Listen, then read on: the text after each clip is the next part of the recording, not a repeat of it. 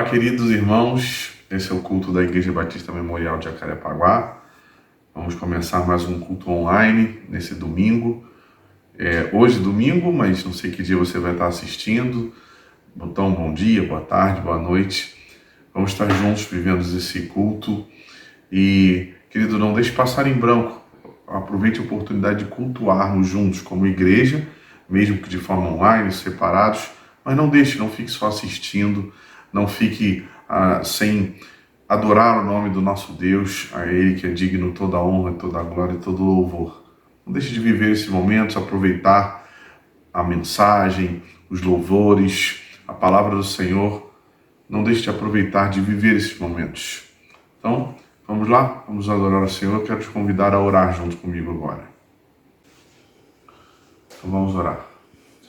Senhor, muito obrigado por mais essa oportunidade que a gente tem de cultuar o Senhor, não como nós gostaríamos, como igreja, estarmos juntos, mas nesse momento ainda que vivemos, no momento de pandemia, vivemos cada um com as suas famílias, nas suas casas, mas a gente quer agora cultuar o Senhor, cultuar o Teu nome, erguer as nossas vozes, dobrar os nossos corações para Te exaltar com as nossas palavras, com as nossas vozes, com o nosso coração, que seja, Senhor, uma adoração em espírito e em verdade, verdadeira, querendo fazer o que estamos nos propondo a fazer.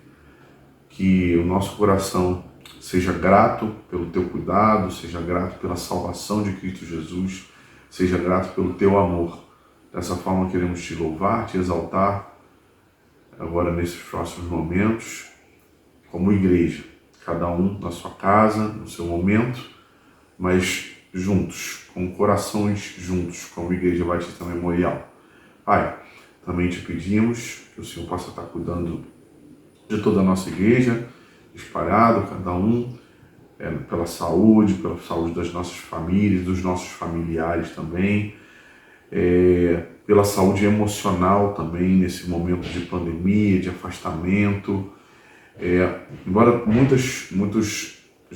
a gente já está vivendo uma flexibilização de tantas coisas, a gente entende que ainda há um momento de um cuidado, então o Senhor nos ajuda e também nos dá persistência para cada dia estarmos cuidando de nós, cuidando da nossa família e dos nossos amigos e dos nossos queridos. Nos dá sabedoria para isso, nos dá sabedoria a ter os cuidados necessários para cada dia. Pai, também Te pedimos por tudo que o Senhor tem feito por nós, pelas bênçãos, pela vida, pela salvação. Em nome de Jesus, amém.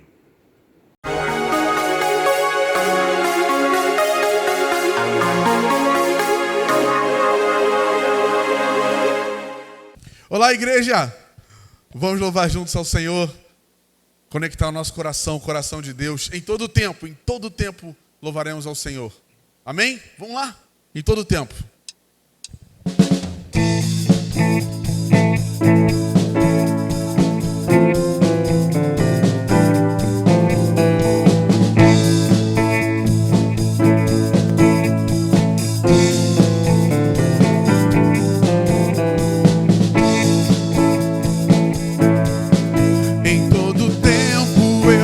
Louvarei ao Senhor, sempre estará nos meus lábios o Teu louvor.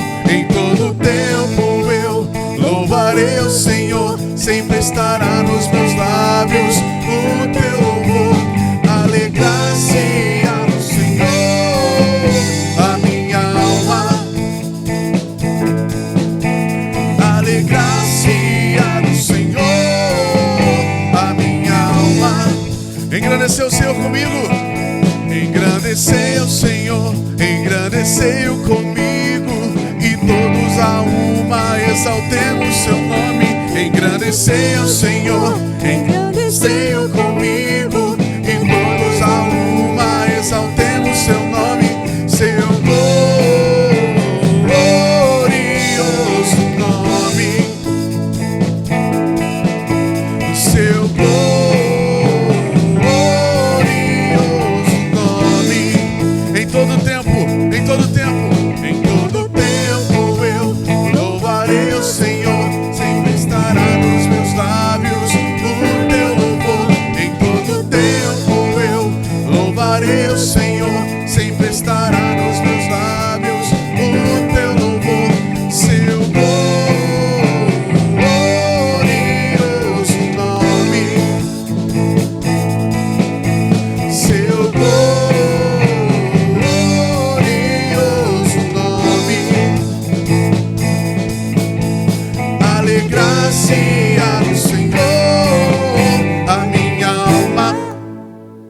Amém. É muito bom a gente louvar a Deus juntos em todo o tempo, queridos. Tempo de pandemia, tempos difíceis, tempos bons. O nosso desafio é louvar sempre o Senhor. Ele é sempre Deus, Ele continua sempre sendo Deus, continua sempre sendo bom. Ele continua sempre tendo o seu tempo, um tempo perfeito. Mesmo nós vivendo tempos de angústia, de dificuldade, de saudade, Deus continua sendo bom. Aliás, nada, a palavra de Deus diz, nada poderá nos separar do amor de Cristo. Nada. Isso é algo que devemos nos apegar e nos arraigar todos os dias, queridos. Nada pode nos separar desse amor perfeito, esse amor que deu a vida por nós, esse amor que nos constrange, esse amor que nos faz louvar. Vamos louvar o Senhor então com a próxima canção.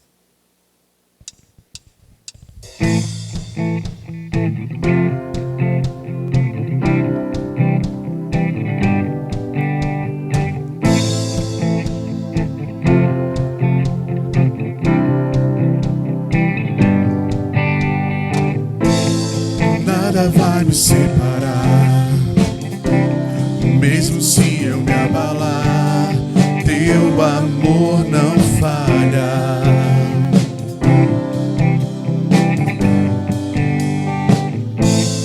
Mesmo sem merecer, tua graça se derrama sobre mim, teu amor não falha.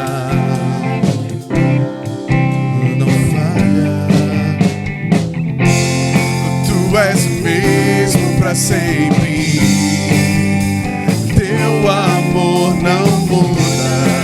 Se choro dura uma noite, a alegria vem pela manhã. Se o mar se enfurecer, eu não tenho que temer, porque eu sei que me ama. Canta aí!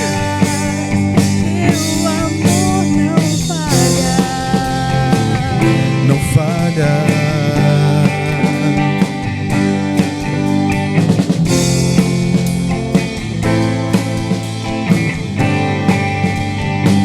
Se o vento é forte e profundo mar, tua presença vem me amparar. Diz: teu amor não falha. Não falha. Difícil é o caminhar, nunca pensei que eu fosse alcançar, mas teu amor não falha.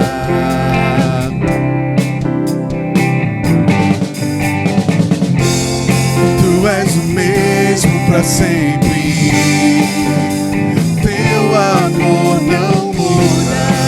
Se choro dura uma noite, a alegria vem pela manhã. Eu creio. Se o mar se enfurecer, eu não tenho que temer, porque eu sei que me ama. Diz aí, vai! Teu amor não falha.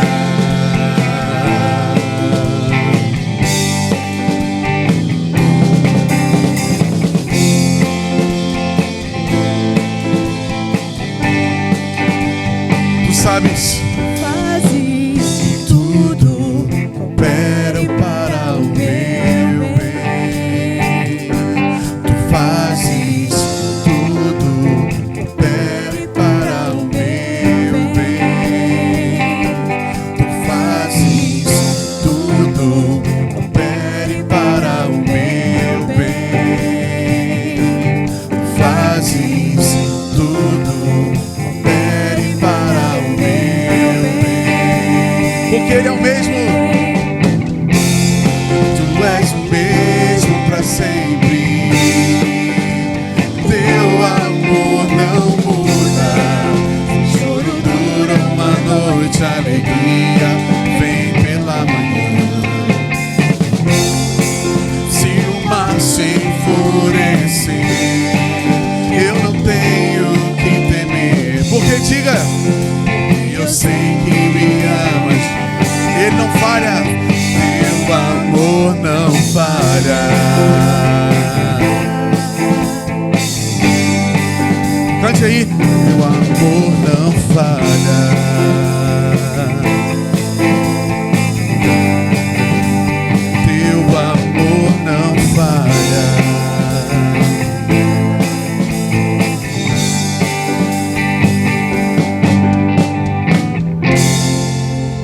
Amém. E a gente vai continuar louvando o nosso Deus, esse Deus maravilhoso e esse amor maravilhoso. Vamos cantar esse amor para sempre, viver esse amor para sempre, o amor perfeito, o amor de Deus. Cantarei teu amor.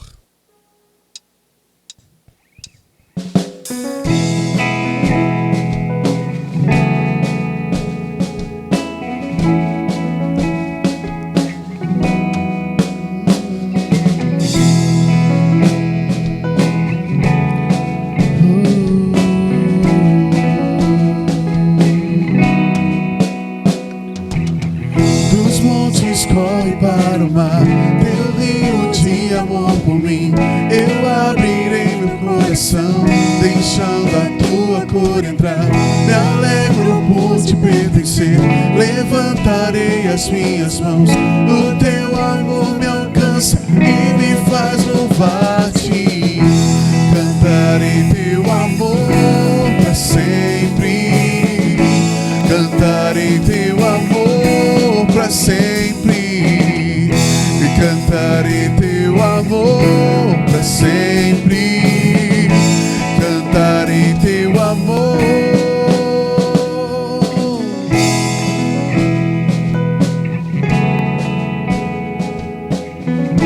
Esse amor perfeito que nunca falha.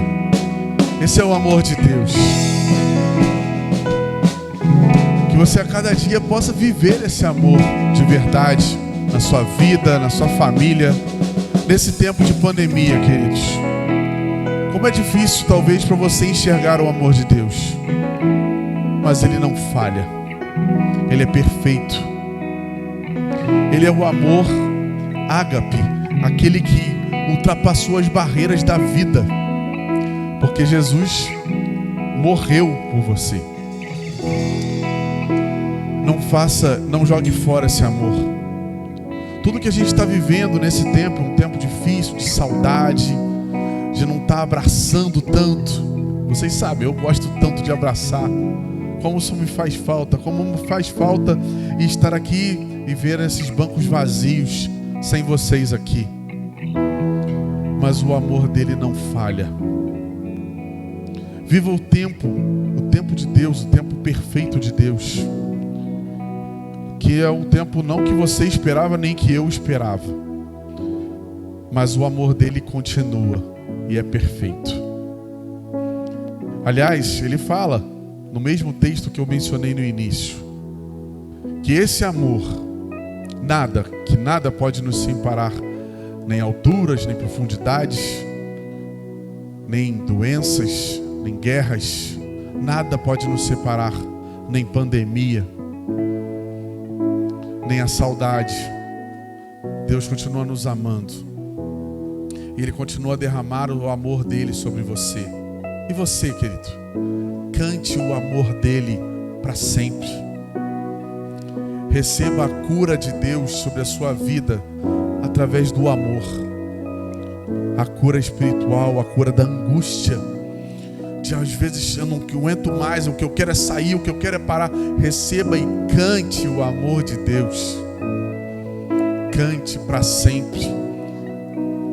Esse amor cuida sempre de nós.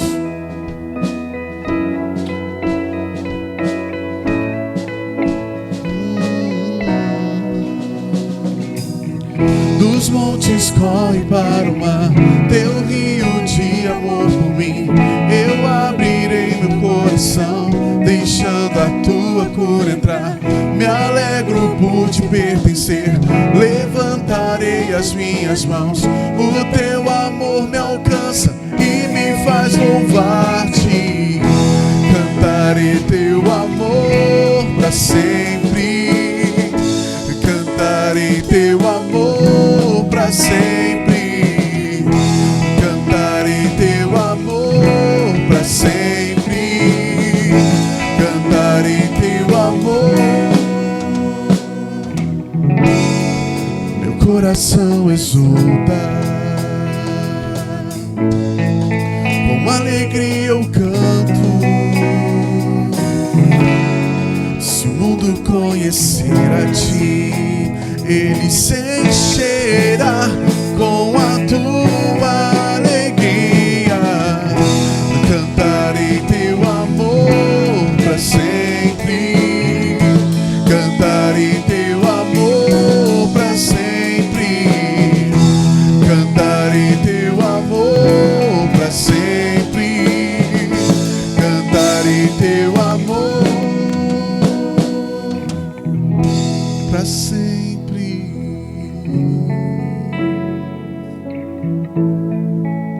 cante o amor dele para sempre.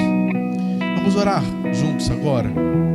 Senhor, nós levantamos nossas vozes, o nosso louvor, para te dar o que pode ser melhor do nosso coração para o Senhor. Olha então para o nosso coração que é sujo, que é pecador, mas o Senhor não olha para isso. O Senhor olha para nós e nos vê purificados pelo sangue de Jesus. Esse sangue que foi derramado pelo amor perfeito que nosso Deus, que o nosso Pai, que o Senhor tem por nós. Muito obrigado por esse amor. Muito obrigado porque o seu amor não falha, porque o seu amor é perfeito, porque o seu amor não trai, não decepciona. Obrigado porque o Senhor cuida de nós em todo o tempo. Obrigado. Obrigado porque a gente está sentindo tanta saudade, Senhor. A gente queria tanto se encontrar e se abraçar, mas obrigado porque a gente continua e quer continuar confiando no Senhor. Confiar que o teu tempo é perfeito e que isso faz parte do teu amor e do teu cuidado para conosco. Que o Senhor então continue nos dando sabedoria como igreja, como famílias, como filhos teus, para viver o teu amor a cada dia, por onde nós estivermos, ou até dentro da nossa casa, junto com as nossas famílias, junto com os nossos queridos, às vezes mantendo a distância que a gente não gostaria de ter agora, mas sabendo e nos submetendo ao tempo perfeito de Deus. Em nome de Jesus. Amém. Bom dia, boa tarde, boa noite a você que nos assiste ao vivo agora, enquanto estamos fazendo a primeira transmissão, ou posteriormente, quando você teve a oportunidade de chegar a esse vídeo que está sendo transmitido pela Igreja Batista Memorial de Jacarepaguá. É uma alegria tê-lo aqui com a gente e é também uma alegria compartilhar da palavra de Deus nesse momento com você. Quero então, nesse momento que a gente vai trazer a palavra de Deus às nossas reflexões, às nossas mentes, aos nossos corações, orar com você rapidamente, pedindo a direção de Deus. Senhor Deus, glorificado seja o teu nome nesse momento, glorificado seja o teu nome na nossa vida. Pedimos que o Senhor nos use da forma que o Senhor quiser para falar aos corações, tanto meu como de todos os que estão assistindo esse vídeo nesse momento. Muito obrigado pela tua graça, pela tua presença e pelo teu amor. Em nome de Jesus, nós oramos. Amém, Senhor. O texto que nós vamos meditar nessa manhã é o texto de Atos, no capítulo 24. E a gente vai dar sequência aos estudos que temos feito no livro de Atos já há bastante tempo, né? Durante toda essa pandemia e um pouco antes dela, a gente já estava estudando o livro de Atos. E nós vamos então dar sequência lendo o capítulo 24 do livro de Atos nesse momento. E peço a você que acompanhe a leitura junto com a gente, para que a gente possa ir seguindo e você já possa ir notando aquilo que chama a sua atenção no texto. Vamos ler então a palavra de Deus. O texto diz assim: 5 dias depois, o sumo sacerdote Ananias desceu até Cesareia com alguns líderes religiosos e certo Tértulo, que era advogado, e apresentaram ao governador a acusação contra Paulo. Depois de chamarem Paulo, Tértulo começou a acusação dizendo: experimentamos muita paz e por tua providência reformas são continuamente feitas nessa nação. Em tudo e em todo lugar nós o reconhecemos com toda a gratidão, ó excelentíssimo Félix. Mas para que não te detenha muito, peço-te que, em tua bondade, nos ouças por um momento. Cremos que este homem é uma peste, promovendo rebeliões entre todos os judeus por todo o mundo, sendo chefe da seita dos nazarenos. Ele tentou profanar o templo. Percebam aí que já não é mais ele profanou o templo, ele tentou profanar. Está acusando da intenção, provavelmente porque não tinha testemunhas. Mas nós o prendemos e nós o queremos julgar conforme a nossa lei. Mas o comandante Lísias veio e o tirou das nossas mãos, com grande violência, ordenando aos acusadores que viessem a ti. Interrogando-o, tu mesmo poderás certificar-te de tudo aquilo de que o acusamos. Os judeus também concordaram na acusação, alegando que essas coisas eram assim. Quando o governador lhe fez sinal para que falasse, Paulo respondeu o seguinte: ciente de que há muitos anos é juiz sobre essa nação, com bom ânimo faço a minha defesa. Bem podes verificar que não faz mais de 12 dias subi a Jerusalém para adorar, e que não me acharam no templo discutindo com ninguém, nem agitando o povo, nem nas sinagogas, nem na cidade. Nem mesmo podem provar diante de ti as coisas de que agora me acusam. Mas declaro-te que, segundo o caminho, a que chamam de seita, sirvo o Deus de nossos pais, e creio em tudo que está escrito na lei e nos profetas, tendo esperança em Deus, como estes mesmos também têm, de que haverá ressurreição tanto dos justos como dos injustos. Por isso procuro ter sempre uma consciência inculpável diante de Deus e dos homens. Depois de vários anos vim trazer à minha nação esmolas e apresentar ofertas a Deus. Ocupado com essas coisas, alguns judeus da Ásia me acharam já purificado no templo, não em aglomerações nem com tumulto. Eles é que deviam comparecer diante de ti e acusar-me, se tivessem alguma coisa contra mim. Ou então, que aqueles que aqui estão digam que crime acharam quando compareci perante o Sinédrio, a não ser acerca desta única palavra que exclamei estando diante deles, no meio deles. É por causa da ressurreição dos mortos que estou hoje sendo julgado por vós. Félix, porém, que era bem informado a respeito do caminho, adiou a questão dizendo: quando o comandante Lísias chegar, decidirei a vossa causa. E ordenou ao centurião que Paulo ficasse detido, mas fosse tratado com brandura, permitindo que seus amigos o servissem. Alguns dias depois, Félix chegou com sua mulher Drusila, que era judia, mandou chamar a Paulo e ouviu acerca da fé em Cristo Jesus. E discorrendo ele, está falando de Paulo, sobre a justiça, sobre o domínio próprio e sobre o juízo vindouro, Félix ficou com medo e respondeu: basta por enquanto, retira-te. Eu te chamarei quando houver oportunidade.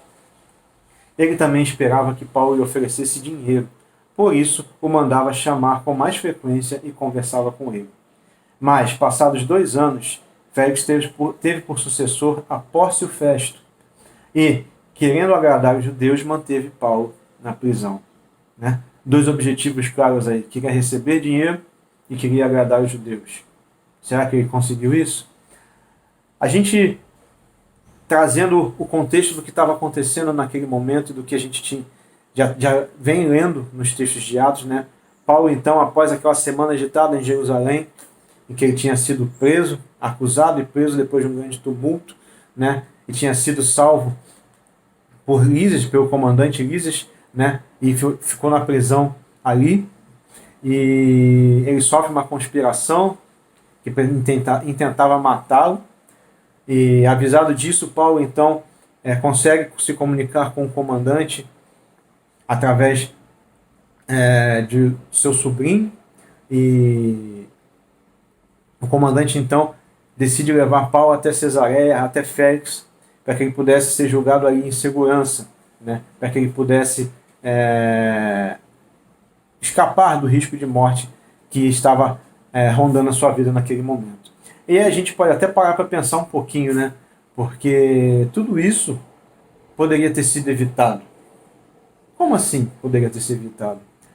Não sei se vocês lembrarem bem, se os irmãos lembrarem bem, nos capítulos 20 e 21, Paulo é avisado por amigos, Paulo é avisado que se ele fosse até Jerusalém ele seria preso, ele sofreria ali, mas Paulo assim mesmo vai a Jerusalém, movido pela ação do Espírito de Deus. Ele vai a Jerusalém enfrentar a sua situação, aquilo que viria sobre a sua vida, de uma forma muito clara. E o texto nos conta isso. E é muito legal a gente parar para pensar que Paulo ficou ali 2 anos em Cesareia, e ficou mais 2 anos em Roma preso. Ficou 4 anos preso na sua vida. E nesse período de prisão, Paulo foi inspirado por Deus a escrever cartas e produzir textos que depois seriam incluídos no texto sagrado que conhecemos hoje, nas escrituras que conhecemos hoje, no cânon bíblico que nós temos hoje. Inspirado por Deus, aqueles momentos da vida de Paulo foram transformados em momentos produtivos para o Evangelho e a propagação da palavra de Deus, inclusive na forma escrita que temos hoje. Então, esses momentos da vida de Paulo são importantes também na sua trajetória cristã. Momentos duros, momentos de prisão, momentos que não são aparentemente agradáveis, né? Ninguém gosta de ficar preso. Mas nós temos esse resultado maravilhoso das cartas paulinas da prisão, que ele diz que sou prisioneiro de Jesus Cristo. Sou prisioneiro de Jesus Cristo. Isso é muito legal a gente ressaltar nesse momento, né? Então a gente começa o relato do texto e se volta especificamente para o texto, e a gente lembra então que Paulo chega diante de Félix e o julgamento então está correndo, o processo está acontecendo de forma rápida, e os judeus levam consigo Terto, um advogado, alguns textos traduzem como advogado, né? A ideia é de um procurador, a ideia é de alguém que tinha uma expertise nessa área para que ele possa advogar contra Paulo de uma forma específica. E a gente tem então o começo desse julgamento e que a gente já percebe uma coisa interessante, né? A bajulação que ele faz sobre Félix, né? Diz que é um homem bom, um homem que se preocupa com as reformas que são importantes para os judeus, é um homem que é bem quisto ali, é aquela história toda que a gente conhece, que a gente ouviu e leu no texto, mas que na verdade é bem o oposto disso, porque Félix, segundo os historiadores, não era muito querido naquela região, ele era conhecido por ser extremamente violento, por reprimir qualquer situação de possível rebelião. Ele era uma pessoa considerada extremamente agressiva, né, no trato com os judeus. Inclusive isso é um dos aspectos que o levam a permanecer no poder com uma certa tranquilidade, porque ele era essa pessoa que realmente reprimia qualquer tipo de rebelião e respondia com violência. Então essa bajulação toda parece que meio que uma maquiagem, porque algo que viria depois não estava muito bem fundamentado, né? E Paulo é acusado então, ele é chamado de peste. Ele é acusado de ser uma peste, literalmente, né? A palavra é pestilência, a tradução da palavra no grego tem a ver com isso, com essa peste, né? Paulo é chamado de peste, alguém que incomoda, alguém que faz mal. Não, talvez faça mal à situação em que eles estavam vivendo ali, né? A como eles levavam as leis judaicas e como eles faziam a sua política religiosa da época. E ele é acusado de ser promotor de sedições. Isso é muito interessante, porque é um fato oposto ao que o próprio Paulo prega sobre se respeitar a lei, se respeitar a ordem, se respeitar as autoridades. É muito legal a gente perceber que essas acusações parecem que não têm tanto fundamento assim, né? Ele é acusado de ser o principal defensor da seita dos nazarenos, os cristãos, né? Uma referência clara a Jesus Nazareno, né? E até um certo desprezo a Nazaré de uma forma geral, se você parar para pensar um pouquinho. E é acusado, por último, de um crime muito grave e que realmente era passível de pena de morte para os judeus. Era passível, inclusive, da permissão de Roma de que o judeu fosse julgado por isso e fosse morto. Era o único crime realmente que Roma permitia, que a pena de morte no julgamento judeu. Mas não, é interessante que a acusação que lá perante o Sinédrio era de profanação do templo, agora é de intentar profanar o templo, né? Intentar, ou seja, parece que as testemunhas não existiam para aquele crime, e eles então já mudam um pouco o modo como eles estavam acusando Paulo, né? E é muito interessante a gente guardar também, é legal a gente perceber que se tinha alguém que tinha que ser morto por profanar o templo, esse alguém teria que ser trófimo, que não era judeu, e que teria, vamos dizer assim, teria acompanhado Paulo e teria passado do limite do pátio dos gentios, que era o limite que qualquer não-judeu tinha para poder acessar o templo. Ele não podia passar dali, né? E se ele passasse, era passível da pena de morte, como a gente já falou antes. E não Paulo, que era um judeu, né? transgressor seria Trófimo, mas quem é acusado é Paulo, porque a gente vê claramente a intenção de que Paulo fosse morto. A ideia deles é que Paulo era uma peste, que não é nem uma acusação propriamente dita, né? Mas para eles se mostrava dessa maneira. Então eles montam o seu caso contra Paulo, e Paulo então vem se defender, e ele apresenta a sua defesa, né? E é interessante como ele faz até uma saudação a Félix, mas é uma saudação bem contida, bem simples, falando sobre o tempo em que ele era governador, e que ele confiava por causa disso, né, por conhecer a Judéia, conhecer o lugar onde ele estava, pois era governador daquela região há algum tempo, já há alguns anos, e a gente tem essa informação, inclusive, dos historiadores, que dizem que ele, inclusive, além dos 4 anos que ele já foi, que ele foi procurador da Judéia, né, ele tinha sido ocupado uma posição subordinada em Samaria.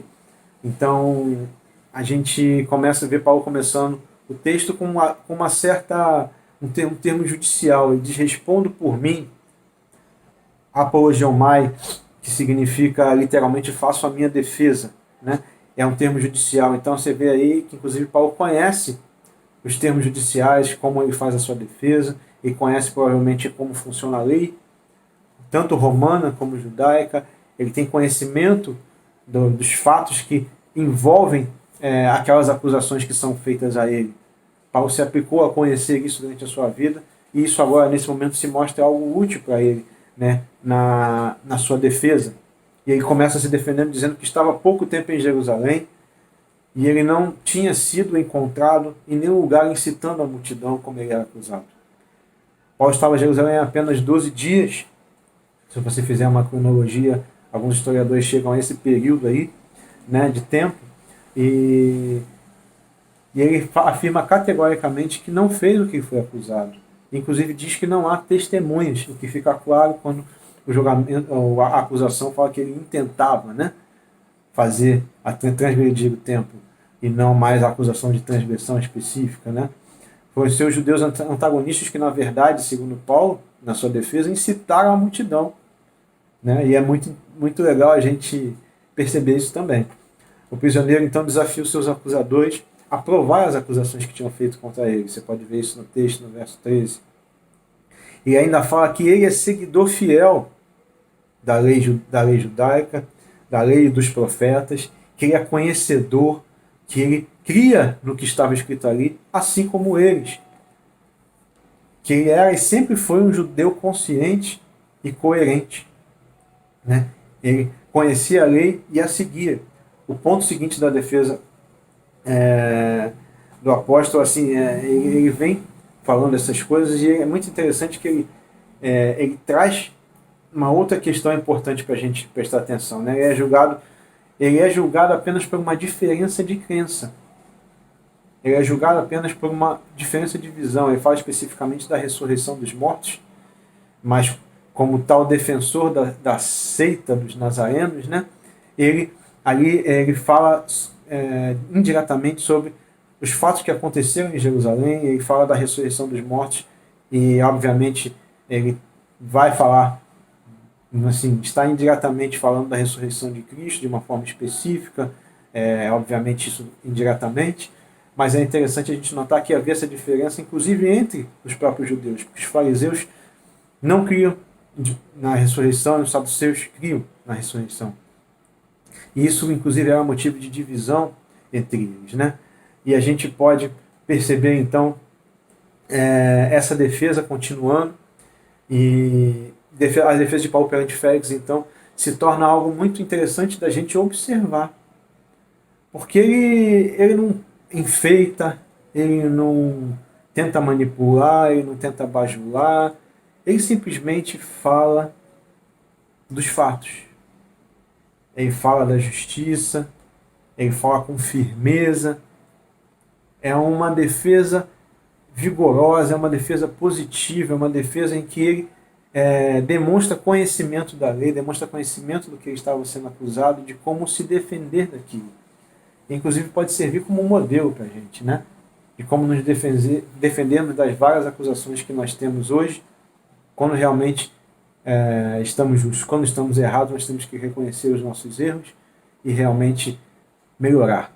E então, Félix, ouvindo toda essa defesa, todas essas questões, ele adia o julgamento. Ele não quer tomar uma decisão, não quer tomar uma posição, ele simplesmente fala ali que vai esperar o comandante Lísia chegar para fazer o julgamento, mas essa espera acaba durando 2 anos.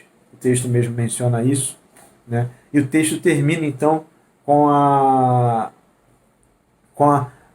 Paulo sendo chamado para se expressar e para falar da tal seita dos nazarenos, do tal caminho, da fé dele em Cristo Jesus, do que implicava aquilo. E Paulo, com naturalidade, explica e menciona o texto bíblico dizendo que ele tratando sobre os juízos de Deus, sobre a justiça de Deus e sobre o domínio próprio. Coisas que abalam o emocional de Félix e coisas pelas quais ele diz assim, não, te ouço em outra hora, te ouço em outro momento, eu não quero falar sobre isso agora com você. Aquilo mexe provavelmente com coisas que Félix fazia, de como Félix se lidava com as situações, de como Félix era, e aquilo mexeu de uma tal forma com ele que ele não quis mais ouvir sobre aquele assunto de forma específica, né?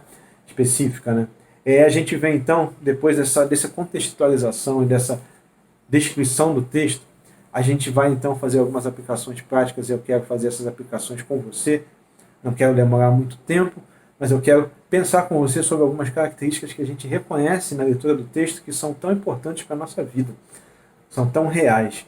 A primeira aplicação que eu quero fazer com os irmãos é a respeito do que a gente falou sobre a vida de Paulo, sobre ele ser um cidadão conhecedor da lei, um cidadão conhecedor dos costumes do seu povo, conhecedor da lei romana, conhecedor das coisas que eram importantes e que o ajudaram na sua trajetória nessa defesa, e a gente pode, assim, inclusive, pensar em algo mais, né? Porque, na verdade, ajudaram Paulo durante toda a sua trajetória missionária.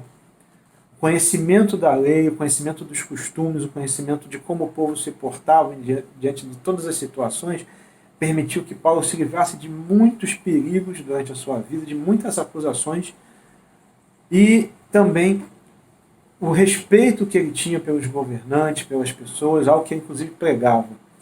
Isso é algo relevante para a nossa vida, meus irmãos. Eu quero resumir esse conceito e dizer para você o seguinte: nós precisamos ser bons cidadãos do nosso país, da nossa cidade, do nosso município, né? De uma forma específica, do nosso estado, do nosso país. Precisamos sim ser bons cidadãos, conhecer para não transgredir, conhecer para fazer o certo, conhecer para agir de forma correta, conhecer para poder se defender de acusações infundadas e de coisas que não condizem com a própria lei pela qual nós estamos sendo regidos no dia de hoje. Conhecer os nossos governantes e conhecer as leis para que a gente possa saber se esses governantes estão agindo de acordo com essa lei, de acordo com essa prática. Então essa primeira aplicação que eu quero fazer com você, esse primeiro fato relevante da vida de Paulo, ele se traduz nessa questão de conhecer a lei, conhecer os governantes, saber aquilo que pode ser feito perante a lei, saber aquilo que é relevante para o nosso país, e não só isso, conhecer o nosso país, a nossa cidade, o nosso estado como um todo, saber das mazelas, dos problemas, das dificuldades, saber do que o nosso governo muitas vezes não tem atendido para que a gente possa votar melhor numa próxima situação, numa próxima circunstância, para que a gente possa cobrar desses governantes o que eles prometeram nas suas campanhas políticas eleitorais, para que a gente possa cobrar uma melhor situação de vida e o cumprimento da Constituição que a gente conhece no nosso país, e que provavelmente todos os governos do nosso país não cumprem na sua essência, porque nós temos várias falhas nas questões de saúde, de habitação, de justiça mesmo, né? De legalidade. Nós temos falhas no nosso governo nas questões de segurança pública, nossos governos no plural, né? E a gente precisa conhecer tudo isso para que a gente possa se tornar cidadãos relevantes e que influenciam positivamente a nossa sociedade. Paulo tinha essa consciência. As aplicações na vida de Paulo são relevantes em vários aspectos. Ele se livra da morte por se dizer cidadão romano, em alguns momentos da sua vida. Ele se livra dessas acusações que são feitas a ele aqui de forma específica, porque ele conhecia o pensamento judeu, conhecia inclusive as diferenças teológicas que existiam entre fariseus e saduceus, e sabia que não haveria unanimidade. Ele conhecia a lei judaica, conhecia a política judaica, ele conhecia como funcionava tudo aquilo. Ele sabia da lei sobre a profanação do templo, com certeza. Ele sabia disso tudo. E ele respeitou isso tudo. Conhecendo, ele pôde, inclusive, se defender de forma apropriada disso tudo, sendo factual, sendo justo, sendo honesto na sua defesa, de uma forma bem direta, pedindo que que os acusadores apresentassem provas, apresentassem testemunhos. São fatos que são relevantes para a nossa vida, meus irmãos. Que tipo de cidadãos nós temos sido? Será que nós somos aqueles cidadãos que gostam das pequenas transgressões? Que gostam de furar um sinal vermelho? Que gostam de... Quando justificado, às vezes a gente acaba... numa cidade violenta como a nossa, às vezes a gente acaba passando. Mas será que a gente faz isso de forma natural? Será que a gente faz isso simplesmente porque está transgredindo, porque acha que não precisa cumprir? Será que a gente transgride a lei em questões mais simples? Será que a gente mente nas nossas atitudes? Será que a gente é bom funcionário nas nossas empresas? Será que a gente é bom cidadão? Será que a gente denuncia as coisas que estão erradas na nossa cidade? Será que a gente fala sobre isso para que as pessoas tenham conhecimento e possam melhorar o seu voto para frente, dos nossos vereadores, prefeitos e tudo mais? Será que a gente cobra essas coisas de verdade? Será que a gente conhece a ponto de cobrar? Será que nós somos realmente bons cidadãos? Paulo era um bom cidadão, sim. Ele, inclusive, diz que ele seguia a lei de uma forma clara, ele diz que ele seguia a lei judaica, ele conhecia a lei judaica, conhecia as leis romanas, e isso faz toda a diferença na vida dele. Eu queria chamar a sua atenção para esse primeiro ponto, né? Não sou um bom cristão apenas porque prego o evangelho, mas sim porque esse evangelho me torna um bom cidadão do meu país. O segundo ponto, atrelado a esse de uma forma bem específica, é sobre a forma como Paulo encara a lei de Deus. A gente falou um pouquinho sobre a lei humana, sobre as leis humanas, a que a gente está exposto e a que a gente deve prestar atenção, e eu queria focar um pouquinho nesse aspecto, porque Paulo usa duas expressões no grego que tem uma tradução muito interessante para a gente e que deve ser referência. A primeira delas, quando ele diz procuro ter, a palavra grega que ele usa de uma forma específica é um verbo que denota originalmente um tipo de trabalho pesado, um esforço muito grande. Inclusive ela é aplicada a atletas que fazem o seu esforço para conseguir atingir o seu limite, é aplicada à disciplina moral que a gente tem. E essa expressão então não denota somente uma prática constante e habitual, mas um esforço metódico, sistemático, um esforço real de Paulo em ter uma consciência sem ofensas, tanto para com Deus como para com os homens. Está no versículo 16, e Paulo diz isso: procuro sempre ter.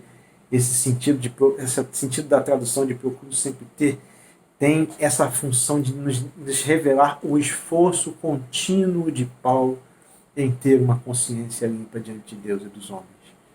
Será que esse é o nosso esforço? Será que nós podemos descrever o nosso esforço de cumprir a lei de Deus, de ser um bom cristão diante de Deus e diante dos homens? Porque Jesus Cristo resume a lei judaica, né, a lei, os 10 mandamentos em 2, quando ele diz que nós precisamos amar a Deus, por isso que Paulo fala diante de Deus, e diante dos homens, Jesus fala que nós precisamos amar ao próximo como a nós mesmos. Então a gente tem essa referência muito clara. E aí eu pergunto para mim e pergunto para você, qual tipo de esforço nós temos feito? Será que é o nosso melhor, o nosso máximo? Será que a nossa disciplina nessa parte ela é metódica e sistemática, como Paulo fala ali? E eu aproveito essa continuidade desse versículo porque ele fala de uma outra palavra. Ele fala sobre uma expressão chamada sem ofensa. A palavra grega que origina essa tradução, ela é uma tradução ela é uma palavra que origina duas ideias próximas, mas diferentes, no seguinte sentido. O sem ofensa aí, especificamente, ele tem dois sentidos. O de não ofender e de não estar ofendido. A ideia aqui é de não querer ofender, não querer ferir, e a ideia é de não se mostrar sempre ferido, sempre machucado. Ou seja, ter uma consciência que não está ferida o tempo todo por uma transmissão, nem permite que eu seja o agente que fere o tempo inteiro. E esses dois aspectos são relevantes na nossa compreensão, porque o procuro ter é agregado, vamos dizer assim, recebe a soma de duas questões importantes para todos os cristãos. A primeira é a daquele cristão que se sente ofendido por qualquer coisa, que se sente machucado por qualquer coisa, que vê conspiração contra ele em tudo, que acha que o mundo está contra ele e que o mundo é sobre ele. Meus irmãos, o procuro ter de Paulo, a metódica de Paulo influencia nessa questão. Como nós temos vivido nossa vida cristã? Pense sobre isso. Se você é sempre o ferido, o machucado, o injustiçado, leve essas questões de forma mais leve, perdoe mais. Pense no lado positivo sempre. Dê uma segunda chance de explicar as coisas. Seja realmente um cristão que não viva ferido. Que as acusações não te maltratem tanto, mas saiba se defender como cristão consciente, como Paulo. E a outra coisa importante é que você, sem ofensa no sentido de não ferir também, se esforce para não ser o agente que acusa o tempo inteiro. Se esforce para ser o agente que realmente se importa com o próximo a ponto de não machucar o outro. Se importe porque o outro é importante. Se importe realmente com isso. Procure ter uma consciência livre de ofensas diante de Deus e diante dos homens. Faça isso. O melhor caminho para sermos bons cidadãos aqui nesse mundo é termos vidas que realmente revelam que nós somos bons cidadãos do reino de Deus. Ser um bom cidadão do reino de Deus automaticamente nos tornará bons cidadãos do nosso país. Não vai tirar de nós a necessidade de nos esforçarmos por conhecermos o nosso país, a nossa nação, as leis, as mazelas sociais e tudo aquilo que envolve o nosso país. Mas vai nos colocar no coração o amor a Deus e ao próximo, e vai nos permitir viver uma vida que agrade a Deus nesses aspectos. Deixamos de lado então os melindres, a sensibilidade excessiva e ao mesmo tempo a agressividade excessiva, a vontade de ferir deliberadamente. E a gente começa a se policiar e fazer um esforço metódico, sistemático e constante e forte sobre isso, para que a nossa vida seja uma vida que agrade a Deus e também que seja positiva diante dos homens. Se formos desagradar alguém, que seja pela fé em Cristo, tão somente por isso. Como Paulo, que se chama o prisioneiro de Cristo. A terceira e última coisa que eu quero chamar a nossa atenção, terminando a nossa mensagem já, é que nós precisamos ser bons cidadãos do reino também no sentido de sermos bons embaixadores do reino. De sermos pessoas que demonstrem a fé que pregam, como Paulo fez, E eu quero tratar de um aspecto especial de ser bons embaixadores. Porque você imagina o embaixador de um rei, naquele período medieval, que não fosse um bom representante do rei, o que aconteceria com ele? Que falasse mentiras sobre o rei, que denegrisse a imagem do rei, o que aconteceria com ele? Que falasse as palavras que o rei não mandou ele falar, que trouxesse mensagens que não foram as mensagens que foram expressas para que ele, como embaixador, falasse a outro rei ou a outras pessoas. De que ele seria digno naquele período? Provavelmente ele seria morto. Ele seria retirado do posto. E o meu ponto aqui, meus irmãos, é que Paulo usou os momentos que teve e ele, com o seu comportamento e com o seu testemunho durante o julgamento, sendo bom cidadão e sendo bom cidadão do reino, ele teve a oportunidade de compartilhar a palavra de Deus com Félix e sua esposa. Ele foi chamado à presença deles para compartilhar essa palavra. E ele, nesse momento, ele podia maquiar as coisas, podia fazer alguma coisa, vamos dizer assim, que não pegasse tão forte para Félix, né? Que não tocasse nas feridas de Félix, mas não. Paulo fala do Evangelho como ele tem que ser falado. Ele fala da justiça de Deus e da justiça que vem de Deus a nós, a nossa justificação. Ele fala do nosso domínio próprio, da necessidade de controlarmos os nossos impulsos. Esse ponto era nevrálgico para Félix, que era um cara extremamente violento e agressivo, né? E fala também do juízo de Deus. Falando do juízo de Deus, com certeza Paulo fala de Jesus Cristo, da salvação que era oferecida pela fé em Jesus Cristo. E isso tudo bate em Félix, e Félix se sente incomodado com aquela mensagem, porque na verdade é isso que talvez o Evangelho faça com cada um de nós. Ele toca nas nossas feridas e ele prevê uma transformação na nossa vida, porque Jesus Cristo pode fazer isso, através da ação do Espírito, que quando temos fé invade o nosso ser e nos modifica. Por isso que às vezes quando a gente vê alguém incomodado com isso e não querendo conversa, como foi o caso de Félix, né, a gente percebe que esse Evangelho então ele pode trazer modificações importantes e que quem não quer modificar, quem não tem o Espírito Santo de Deus para ajudar nessas modificações, a tendência é esse afastamento mesmo. Porque aquilo incomoda. Aquela vida não parece plausível para eles. Mas ela é plausível porque Jesus Cristo faz a obra em nós. O Espírito Santo de Deus vive em nós e nos modifica. E nos permite falar desse Evangelho de forma clara, de forma objetiva, sem necessidade de modificações. A palavra de Deus ela não precisa de modificações. Ela precisa ser entendida e compreendida. E nós podemos usar as ferramentas necessárias para essa compreensão, explicação da cultura, do povo, a história, né, a arqueologia. Tudo isso a gente pode usar para explicar os contextos históricos e do que acontecia. Mas a palavra de Deus não é passível de nenhum tipo de modificação. A palavra de Deus não é passível de nenhum tipo de mudança. O Evangelho está ali para ser pregado como está. Precisamos falar do Evangelho de forma clara e objetiva, como Paulo falou, mesmo sob o risco de não sermos tão agradáveis assim nesse aspecto.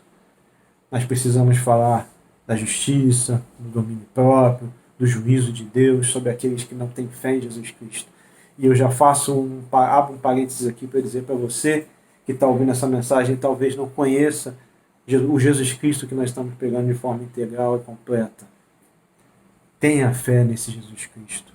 Creia que Ele veio ao mundo, morreu e ressuscitou por você. Creia que isso é real. O texto bíblico ele é real, ele é verdadeiro. Nós precisamos desse Jesus Cristo nas nossas vidas. Precisamos ter fé nele para recebermos a salvação. O próprio Jesus disse que quem não crê já está condenado. Mas quem crê tem a vida eterna com ele. Quem crê está salvo por ele. De que lado você quer estar? De que lado você quer viver? Porque aí a gente precisa pensar que para ser bom cidadão do reino de Deus, eu preciso me tornar um cidadão do reino de Deus primeiro. Eu preciso crer. Eu preciso do Senhor Jesus Cristo na minha vida, como Senhor, como Salvador. Eu preciso crer, realmente ter fé nele, para que ele me salve e me torne um cidadão do reino de Deus. E eu preciso ser um bom embaixador, e um bom embaixador é aquele que vive o Evangelho de Deus, vive o Evangelho e prega o Evangelho quando pode, quando tem oportunidade. Aproveite esses momentos e faça isso, como Paulo fez aqui. Que Deus nos abençoe, nos dirija e nos motive a sermos bons cidadãos brasileiros, cariocas, fluminenses, não no sentido do time aqui, tá? Apesar de eu ser, mas no sentido de sermos da cidade, de uma forma específica, né? Que a gente possa ter essa motivação, assim como a gente tem a motivação de sermos bons cidadãos do reino com o nosso esforço, com o nosso melhor, sistemáticos e metódicos e constantes e esforçados em sermos bons cidadãos do reino, amarmos a Deus acima de todas as coisas, ao próximo como a nós mesmos, e que isso se aplique nos nossos relacionamentos com todos aqueles que cruzarem o nosso caminho. E por último, que a gente seja bom embaixador do reino, como Paulo foi. Ele mesmo diz isso, né? De sorte que somos embaixadores da parte de Deus em Cristo Jesus. Qual tem sido o meu comportamento como bom ou mau embaixador? Aonde eu me encaixo? Que o Senhor Deus nos oriente nesse sentido e nos faça sermos melhores do que temos sido. O Espírito de Deus pode nos tornar assim. Oremos. Senhor Deus, que a Tua palavra se aplique aos nossos corações da forma como precisa ser aplicada e que Teu Evangelho seja pregado sem mudanças, sem motivações escusas, sem nada que venha transformar a palavra que está sendo pregada por cada um de nós. Que preguemos o Evangelho na sua essência, na sua totalidade, Senhor Deus. Que falemos do que é real, do que o Senhor Jesus Cristo falou a nós. E que vivamos como bons cidadãos do reino de Deus e bons cidadãos da nossa nação, conhecendo e agindo de forma coerente com aquilo que vivemos, com aquilo que pregamos, com aquilo que nos orientamos. Que os nossos princípios sejam os princípios do reino, da justiça, da igualdade, do amor ao próximo. Que a gente tenha essa consciência que nós somos todos iguais e todos precisamos da graça e do amor de Deus. E que nós então sejamos bons cidadãos também do nosso país. Abençoa-nos, guarda-nos, é o que te pedimos em nome do Senhor Jesus Cristo. Amém. Que Deus te abençoe e que Deus te dirija, que Deus te dê as ferramentas necessárias para ser tudo aquilo que Ele deseja de cada um de nós.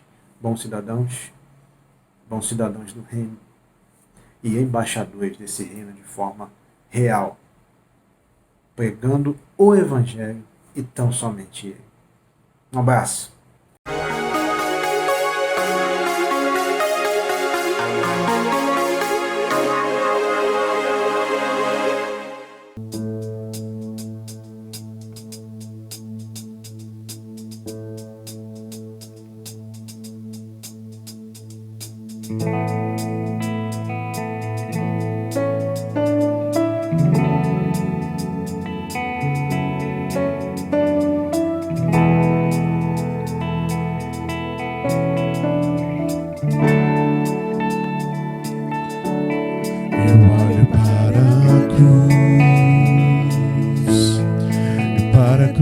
Eu vou do seu sofrer participar, da sua obra vou cantar. Meu Salvador na cruz mostrou o amor do Pai, o justo Deus.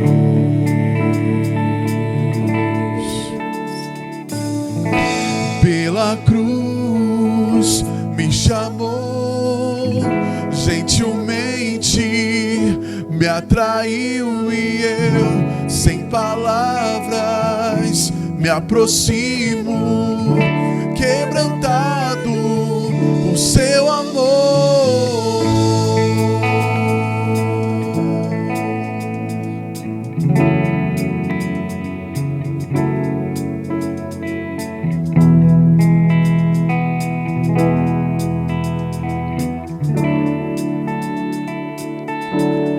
Imerecida vida,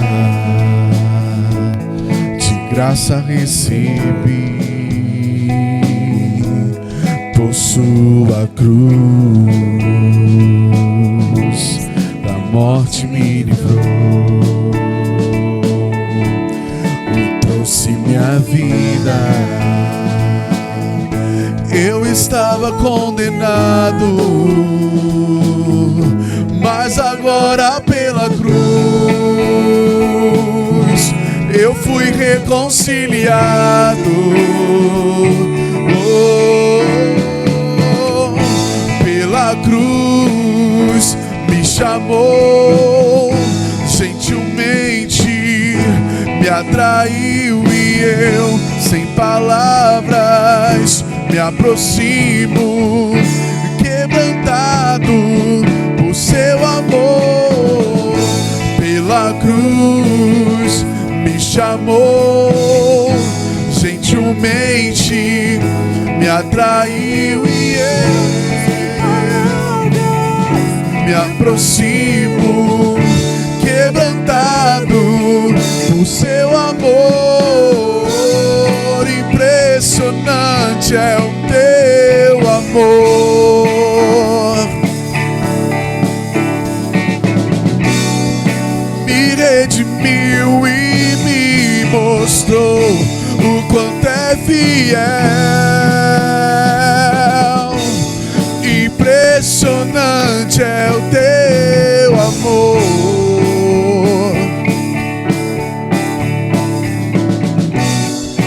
Me redimiu e me mostrou o quanto é fiel. Pela cruz me chamou, gentilmente me atraiu e eu, sem palavras, me aproximo, quebrantado por seu amor. Pela cruz me chamou, e eu me aproximo, quebrantado por seu amor.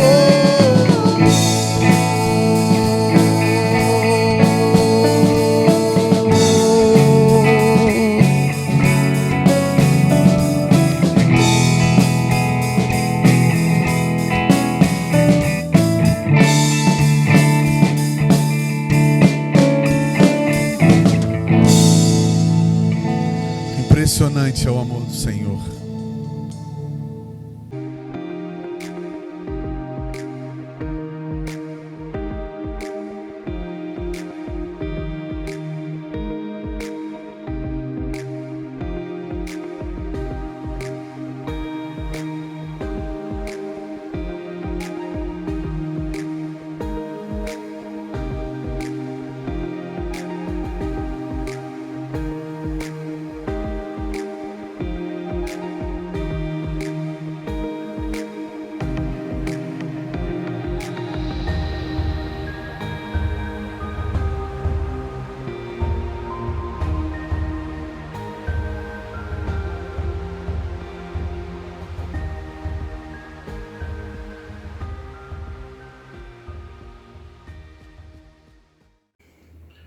Chegamos ao final de mais um culto, mais um domingo. Que o Senhor possa estar abençoando, nos dando uma boa semana.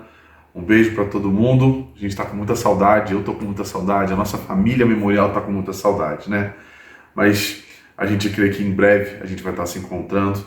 Não deixe de orar pelas ações dos nossos governantes e tudo em prol desse cuidado acerca da chegada da vacina e tudo mais que precisa acontecer. Não deixe de orar e de vivenciar ainda esses momentos de pandemia com cuidado, os cuidados necessários para você e para sua família. Um beijo, Deus abençoe, queridos. Tchau.